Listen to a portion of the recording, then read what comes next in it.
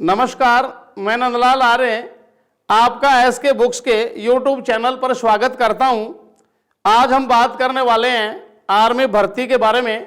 देखिए स्क्रीन पर आप ये जो बुक्स देख रहे हैं, ये हमारे एसके पब्लिशर्स द्वारा तैयार की गई एक महत्वपूर्ण बुक है जो अग्निवीर सामान्य ज्ञान वस्तुनिष्ठ आर्मी, जिसमें क्लर्क, जीडी, टेक्निकल, नर्सिंग व ट्रेड्समैन भर्ती परीक्षाओं के लिए महत्वपूर्ण क्वेश्चनों का एक विशद भंडार है। और इसी बुक से आज हमने भारत के सामान्य तथ्य पार्ट 3 को चुना है, जो 15 महत्वपूर्ण क्वेश्चन जो संभावित हैं उनको हमने चुना है।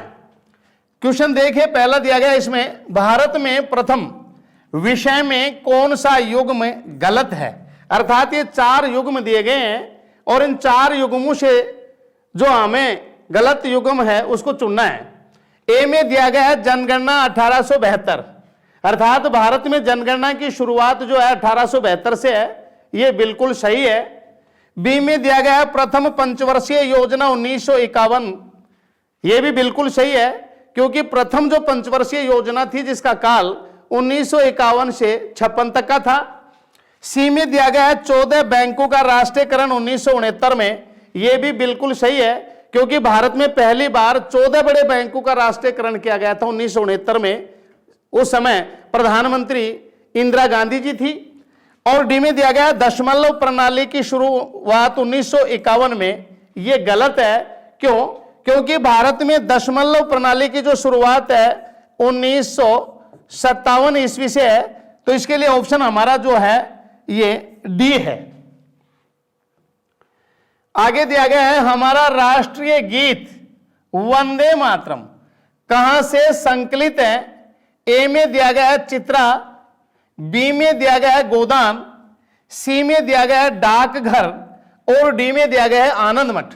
तो देखिए हमारा जो राष्ट्रीय गीत वंदे मातरम है, जिसको पहली बार 1896 ईस्वी में कांग्रेस के कोलकाता अधिवेशन में गाया गया, जिसको गाने का समय 65 सेकंड है। और ये जो राष्ट्रीय गीत वंदे मातरम है, इसको हमने प्रसिद्ध उपन्यास आनंद मठ से लिया है, अर्थात इसके लिए ऑप्शन डी सही है। और आपको मैं बताना चाहूंगा कि प्रसिद्ध उपन्यास आनंद मठ का रचनाकार बंकिम चंद्र चटर्जी थे। आगे दिया गया क्वेश्चन है ईडन गार्डन कहां पर स्थित है।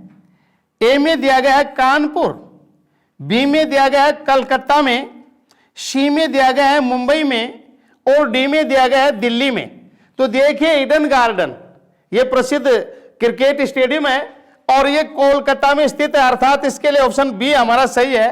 कानपुर में ग्रीन पार्क क्रिकेट स्टेडियम है। ग्रीन पार्क क्रिकेट स्टेडियम जो है ये कानपुर में स्थित है। मुंबई में जो है वानखेड़े है, वानखेड़े स्टेडियम कहां है? मुंबई में।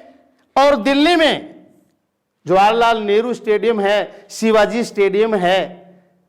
तो ध्यान रखना है, इसके लिए हमारा ऑप्शन कौन सा सही हुआ? बी। आगे दिया गया है भारत के किस राज्य में कोई रेलवे स्टेशन नहीं है। ए में दिया गया है जम्मू कश्मीर, बी में दिया गया है हिमाचल प्रदेश, सी में दिया गया है अरुणाचल प्रदेश और डी में दिया गया है सिक्किम। तो देखिए इन चारों ऑप्शनों में जो हमारा सही आंसर है ये डी ऑप्शन है, अर्थात सिक्किम में कोई रेलवे स्टेशन नहीं है। लेकिन मैं आपको बताना चाहूंगा कि वर्तमान में इसको भी रेलवे स्टेशनों से अर्थात रेल सेवा से जोड़ा जा रहा है। अगला क्वेश्चन है भारतीय युद्ध स्मारक का पुरातत्व संग्रहालय कहां स्थित है। ए में कोलकाता में, बी में लखनऊ में, सी में अहमदाबाद में और डी में दिया गया है दिल्ली में। तो देखिए भारतीय युद्ध स्मारक जो है वार मेमोरियल, ये नई दिल्ली में स्थित है, अर्थात इसके लिए ऑप्शन हमारा डी सही है। जबकि कोलकाता में विक्टोरिया मेमोरियल है, विक्टोरिया मेमोरियल ये कोलकाता में है। लखनऊ में बड़ा इमाम बाड़ा, बड़ा इमाम बाड़ा और छोटा इमाम बाड़ा छोटा इमाम बाड़ा, ये दोनों जो है लखनऊ में स्थित हैं। और अहमदाबाद में साबरमती आश्रम स्थित है, साबरमती आश्रम, जिसकी स्थापना गांधी जी द्वारा 1916 में की गई थी। आगे पूछा गया है सलीम अली राष्ट्रीय उद्यान कहां स्थित है। ए में दिया गया है महाराष्ट्र में, बी में दिया गया है गोवा में, सी में दिया गया है मध्य प्रदेश में, और डी में दिया गया है आंध्र प्रदेश में।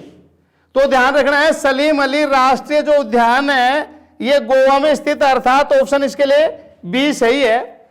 जबकि मध्य प्रदेश में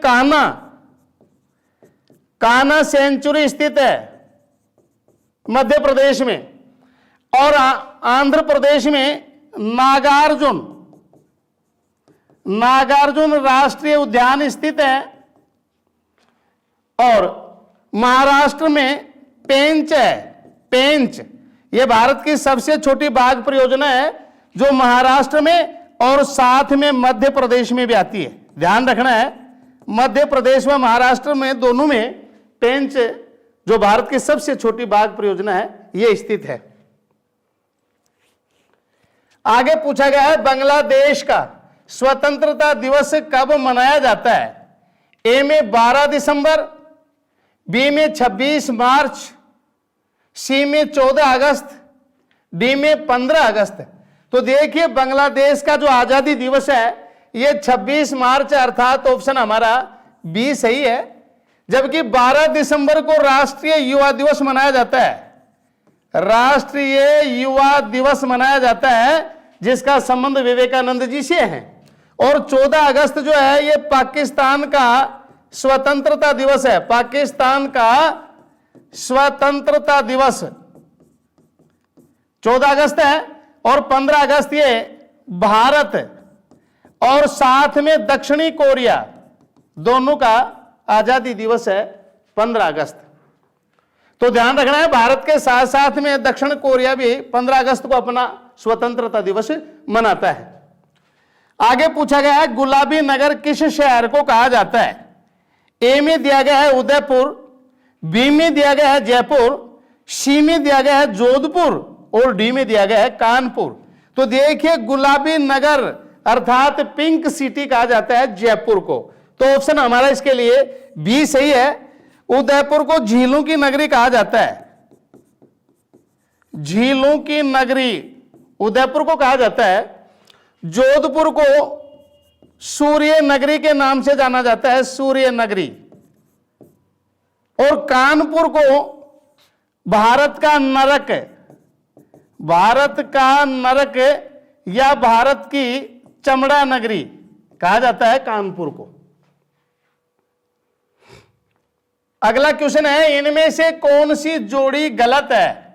अर्थात ये 4 ऑप्शन दिए गए हैं और इन चारों ऑप्शनों में से हमें गलत ऑप्शन को चुनना है। कि ए में दिया गया है पारादीप उड़ीसा, तो देखिए पारादीप जो बंदरगाह है उड़ीसा में है, ये सही ऑप्शन है। मीनाक्षी मंदिर आंध्र प्रदेश, तो देखिए मीनाक्षी जो मंदिर है ये मदुरई में है, आंध्र प्रदेश में नहीं है, मदुरई तमिलनाडु में है। मदुरई तमिलनाडु में है। मंगलूर जो प्रसिद्ध बंदरगाह है ये कर्नाटक में, ये भी सही है। और कांदला बंदरगाह गुजरात में, ये भी सही है। तो इसके लिए ऑप्शन हमारा कौन सा अनमेल है, इसमें बी ऑप्शन है। मीनाक्षी मंदिर आंध्र प्रदेश ये गलत है, जबकि मीनाक्षी मंदिर मदुरई तमिलनाडु में है। आगे दिया गया क्वेश्चन है नीली क्रांति संबंधित है।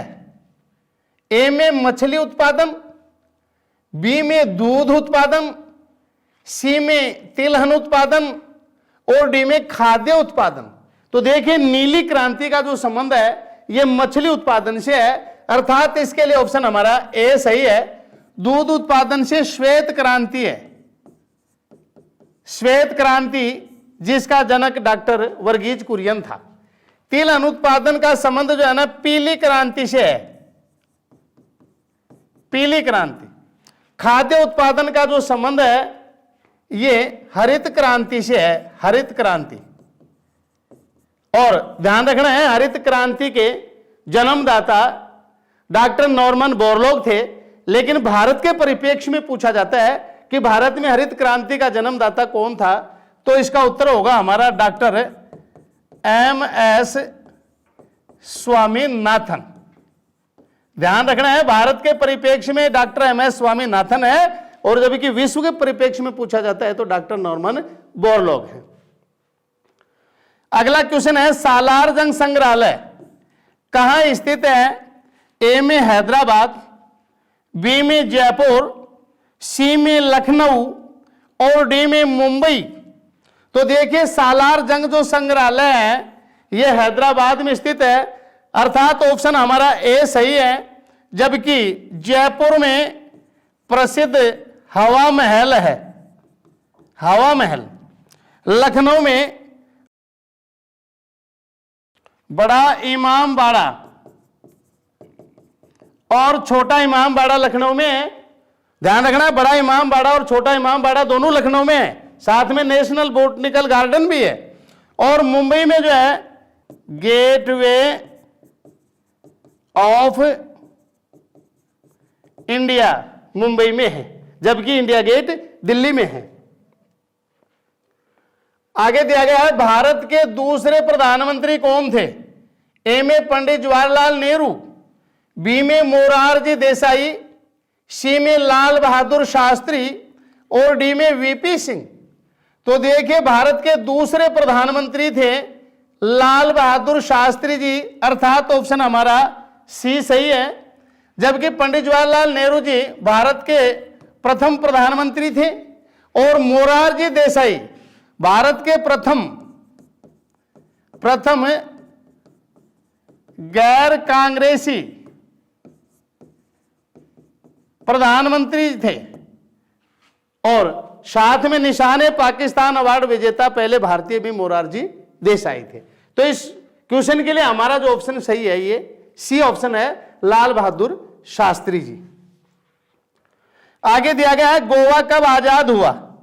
ए में दिया गया है 1960 में, बी में दिया गया है 1961 में, सी में दिया गया है 1962 में और डी में दिया गया है 1958 में। तो देखिए गोवा की आजादी का जो वर्ष है ये 1961 है, अर्थात ऑप्शन हमारा बी सही है। और मैं आपको बताना चाहूंगा कि 1961 तक जो है गोवा पर पुर्तगालियों का अधिकार था, और पुर्तगालियों के अधिकार से हमने 1961 में गोवा को मुक्त करवाया है, और 1987 में जो है गोवा को राज्य का दर्जा दिया गया है, जो भारत का वर्तमान में सबसे कम क्षेत्रफल वाला राज्य है। आगे पूछा गया है, भारत पाक के बीच शिमला समझौते पर हस्ताक्षर किए गए थे। ए में 1965, बी में 1971, सी में 1962 और डी में 1972। तो देखिए भारत पाक के बीच शिमला समझौते पर हस्ताक्षर किए गए थे 1972 में, अर्थात इसके लिए ऑप्शन हमारा डी सही है। जबकि 1965 में भारत व पाक के मध्य युद्ध लड़ा गया, और 1971 में भी भारत पाक के मध्य युद्ध लड़ा गया, और 1971 में फिर बांग्लादेश का गठन हुआ। ध्यान रखना है। और सी में भारत व चीन के मध्य युद्ध लड़ा गया। तो ध्यान रखना, इसके लिए ऑप्शन हमारा क्या है? डी सही है। 1972 में भारत और पाक के मध्य शिमला समझौते पर हस्ताक्षर हुए। आगे पूछा गया है, खजुराहो किस राज्य में स्थित है? ए में आंध्र प्रदेश, बी में महाराष्ट्र, सी में राजस्थान और डी में मध्य प्रदेश। तो देखिए खजुराहो जो है यह मध्य प्रदेश में स्थित है, अर्थात डी ऑप्शन सही है। और यहां पर जैन मंदिर है, प्रसिद्ध जैन मंदिर, जिनके निर्माता चंदेल वंश के शासक थे, ध्यान रखना है। और राजस्थान में प्रसिद्ध दिलवाड़ा जैन मंदिर है। इस एग्जाम के लिए एसके बुक्स सभी शॉप्स पर और ऑनलाइन भी अवेलेबल है। अगर आप ऑनलाइन लेना चाहते हैं तो उसका लिंक डिस्क्रिप्शन बॉक्स में अवेलेबल है। इस चैनल पर हम इस भर्ती और अन्य सभी भर्तियों से संबंधित इंपॉर्टेंट जानकारी और स्टडी मटेरियल भी उपलब्ध कराते रहेंगे। तो इस वीडियो को लाइक कीजिए, चैनल को सब्सक्राइब कीजिए और अपने दोस्तों के साथ शेयर भी कीजिए। मिलते हैं अगले वीडियो में। जय हिंद।